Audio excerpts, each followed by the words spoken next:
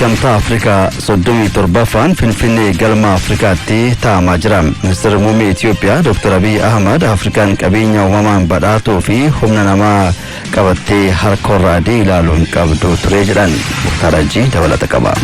Walgahii gamtaa Afrikaa soddomii torbaffaa irratti haasawaa kan taasisan ministeerri muummee Itoophiyaa Dr. Abiy Ahmad erga bara darbee asitti walagarreen booda jijjiiramni dhimmoota qaxanaa dinagdee jijjiirama qilleensaa fi teekinooloojii Afrikaa irrattis dhiibbaa geessaa ture jechuudhaan haasawaa isaanii jalqaban. Addunyaa jijjiirama saffisaarra jirtu keessatti gahee murteessuu fi aangoo facaatii sirna dinagdee addunyaa murteessuu keessatti Afrikaanonni gahee akkamii baachuu akka qabaatanis kaasan. What role do we Africans want to play in this evolving global power structure? Nuti Afrikaanonni gaaffileen sadarkaa addunyaatti caasaa aangoo waa murteessuu keessatti gahee akkamii qabaachuu akka qabnu adda baasnee beekuu nu barbaachisa. Qoqqoodamiinsa sirna dinagdee keessattis Afrikaan gahee akkamii qabaachuu akka qabaattus deebii argachuun barbaachisaadha jedhan. Africa is where modern humans arose. Our ancient kingdoms and empires. Afrikaan iddoo argama dhala namaa isa jalqabaati. Iddoo argannoowwan qonnaa fi qorichoota garaagaraatis.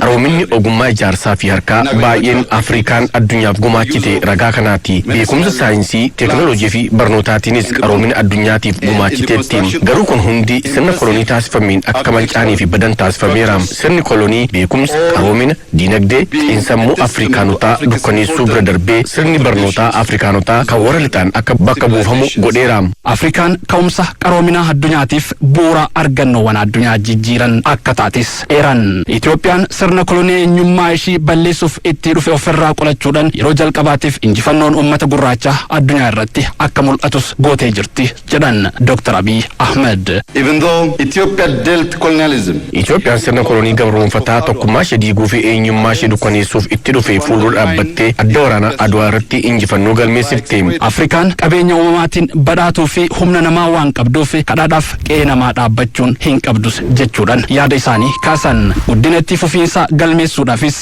barnoota jajjabeessuun barbaachisaa akka ta'es eeraniiru. In order to grow and ensure sustainable development, education is key. Guddina itti fufaa itti fufsiisuu fi mirkaneessuuf barnoonni bu'uura. Waggoota 5 darbanitti Itoophiyaan barnoota irratti invest gochuudhaan waan guddaa hojjetteetti. Manneen barnootaa bu'uura boruu fi sadarkaa tokkoffaa 30,000 ol ijaarreerra. Barnoota sadarkaa lammaffaa fi teeknikaa irrattis invest gochaa jirra. Afrikaanonni teekinooloojii ammayyaatti fayyadamuu akka qabaatan himanii Itoophiyaan gama artificial intelligence hojiirra oolchuun jireenya akka salphatu gochuu irratti hojii cimaa hojjechaa jiraachuu isiitis kaasaniiru. Rakkoon ijoon Afrikaanota miidhaa jiru rakkoowwan faayinaansii fi hanqina investimentii akka ta'es eeranii jiru. One of the major factors affecting education systems are investments and financial constraints. Rakkoowwan ijoo barnoota keenya miidhaa jiran hanqina investimentii fi rakkoo faayinaansiiti. Rakkoowwan jijjiirama qilleensaa fi qaala'insa jireenyaatis isaan birooti. Rakkoon walqixxummaa qoodamiinsa dinagdee idil-addunyaa fi Afrikaaf hamma ishii malu ramaduu dhabuun rakkoo ijoodha.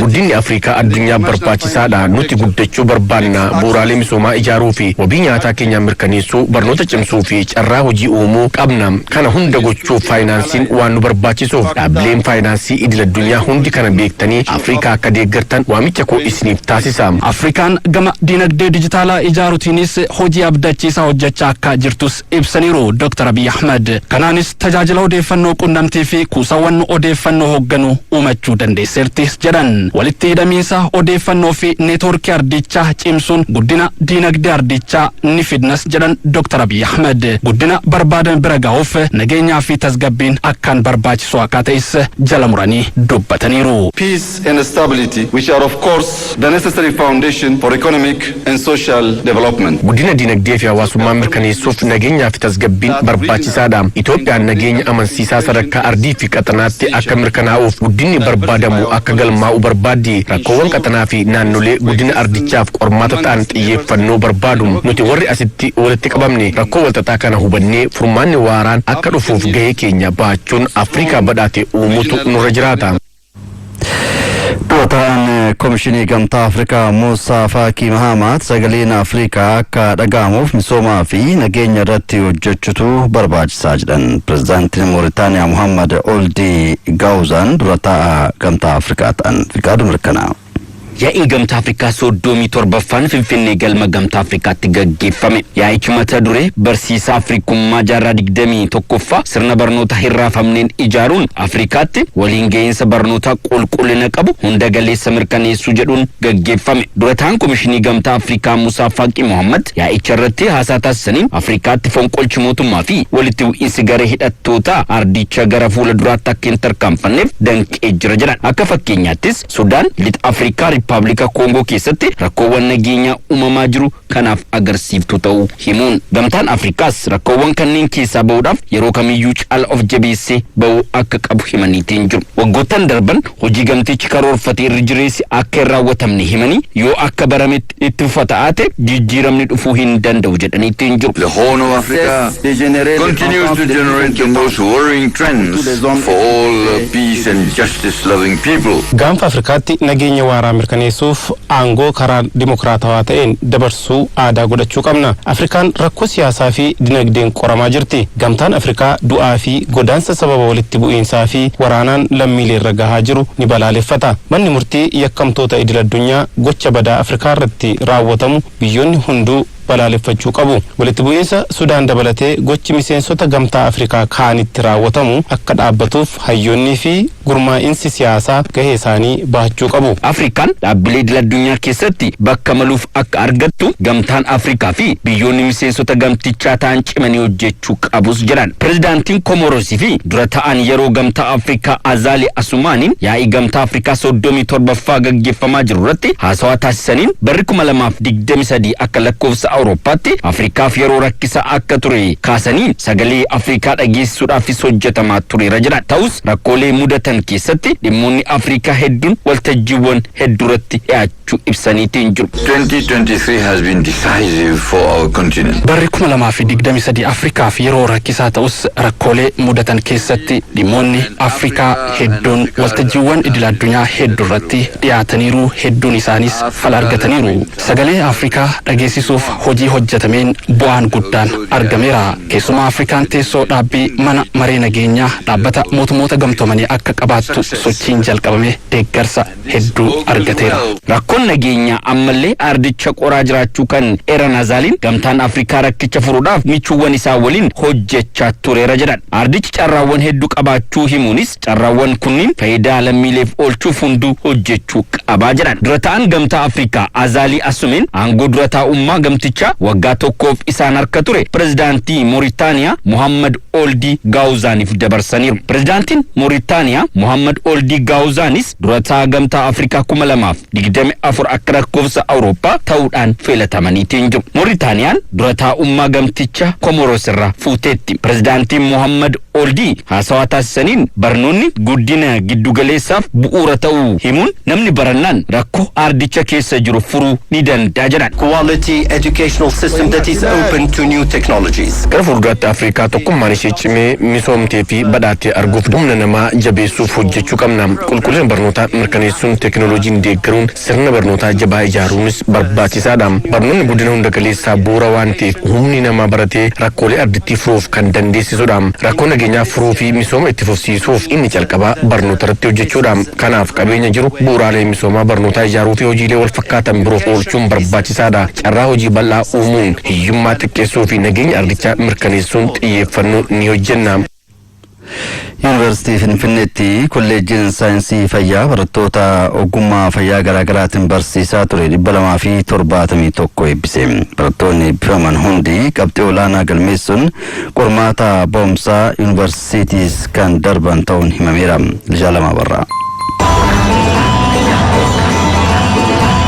Yuunivarsiitii Finfinneetti kolleejjiin saayinsii fayyaa Xiquur Ambassaa ogeessota fayyaa ogummaa garaagaraan yeroo 52ffaa barsiisaa ture 271 eebbisiiseera. Ogeessota fayyaa eebbifaman kanneen keessaa 240 doktoroota wal'aansaa waliigalaa, 9 doktoroota wal'aansaa ilkaanii yoo ta'an 22 ogeessota anesteeziyaa ta'uu isaanii fi 158 dhiira 113 dubartoota ta'uu isaanii diiniin kolleejjichaa Dr. Amaal Sahele himaniiru. Hojii gaggeessaa olaanaan kolleejjichaa Profeesar Andu'aalem Dammaqaa ogeessonni ogeessonni fayyaa eebbifamtan waadaan galtanii waadaa jechaa qofa osoo hin taane gochaan kan mul'isan ta'uu qabaata jedhan. ሕክምና ባለሙያ መሆን በሽታን ለማከም ብቻ ሳይሆን ogeessa fayyaa ta'uun dhukkubsataa yaaluu qofa osoo hin taane nagummaa dhala namaaf jecham tajaajila gara laafummaa fi naamusaan raawwatamudha. Kanaafuu hoggansa hawaasa fooyya'aa uumuu ta'uu qabdu. Kana keessattis qormaata isin mudatu carraatti jijjiiruun mul'ata qabdan galmaan ga'uuf ciminaan hojjechuutu sinirraa eegama. Ogeessonni fayyaa eebbifaman hundi isaanii qormaata ba'umsa yuunivarsiitiis qabxii olaanaa galmeessuun kan darban ta'uu isaanii simaniiru. Pireezidaantiin yuunivarsiitii Finfinnee Dr. Saamu'eel Kifilee yuunivarsiitichi carraa ofiin of bulchuu argate irratti hundaa'uun tarsiimoo waggaa 5 dhimmoota faayidaa olaanaa biyyaaf qabanu gama barnootaa qorannoof qo'annoo tajaajila hawaasaa irratti xiyyeeffatee baafatee hojiitti galeen lammii ga'umsaa fi dandeettii gaaggonfatee idil addunyaatti dorgomaa ta'e horachuuf hojjechaa jira jedhan. የአዲስ አበባ ዩኒቨርሲቲ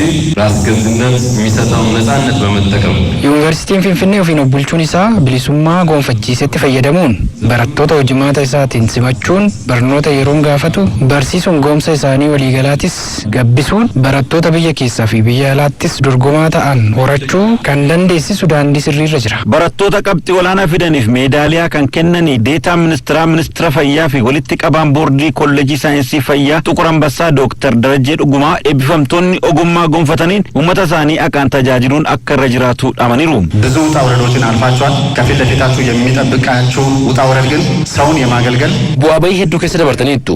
Fuulduree keessanitti kan isin eeggatu garuu nama maatii fi biyya tajaajiluu fudhachuurraa kan itti kenninu eeggattummaarra darbinee kan tajaajilu yeroo kanneen biraaf jennee jiraannu waan ta'eef of qopheessutu nurra jiraata. Haala mijataa keessatti ta'uu baatus waan barattan hojiirra akka oolchitan naama. Eebbifamtoonnis ogummaa barataniin hawaasa tajaajiluuf qophii ta'uu isaanii himaniiru. ማህበረሰቤን በቻልኩት አቅም ማገልገል hawaasa koo hangan danda'utti itti dhiyaachuudhaan tajaajiluun rakkoo fayyaa isaa furuuf ani qophiidha. ሀገራችን ካላገለገልን biyya keenyaa fi uummata keenya tajaajiluu baannaan barachuun keenya hiikoo hin qabu. Kanaafuu bu'uuraan waadaa galleen naamusaan tajaajila kennuuf qophaa'uudha. Yuunivarsiitiin Finfinnee barattoota ogummaa fayyaan eebbifaman kanneen dabalate waggoota 73 keessatti barattoota 200,000 fi 80,000 ol ogummaa garaagaraatiin eebbisisee hojiitti bobbaasuu isaa ibsa kenname irraa hubachuun danda'ameera.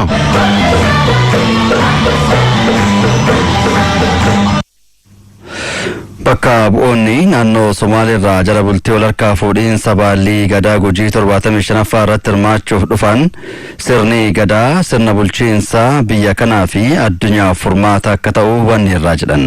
Duudhaan sirna gadaa bakka hundaatti babal'achuu akka qabus dhaamaniiru. Yohaannis Bantii.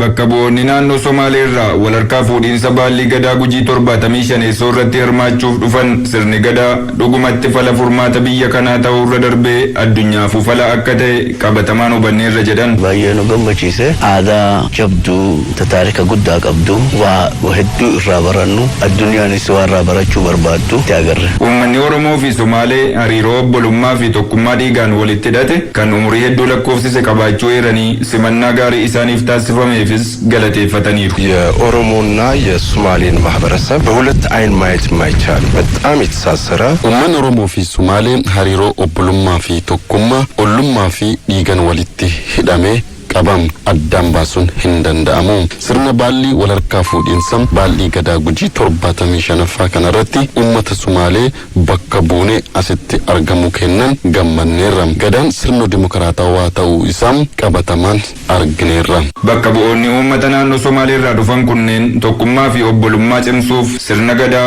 qabeenya dilbii uummatni Oromoo addunyaaf gumaache kana bakka hundatti babal'isuun furmaata ta'uu simaniiru. Karaan keenya bini'aadantii nama ana dadka waan uga sheekan doona waan u sheegi doona in lagu dhaqmo oo la qaato. Sirna dimokiraasii ka uummata Gujii keessan nagarri kana akkuma san ka uummata Oromoo keessan nagarri kana bilbilaan ka itti himnellee akkan dhugeeffatanii itti nu amanin waan baasaa waan nagarri kana eegii galleellee immoo itti odeessinee akka barsiinu addii qabnaa jedhe. ስለተደረገልን አቀባበል ስላሳዩን ፍቅር ከልብ ላመሰግን ወዳለሁ።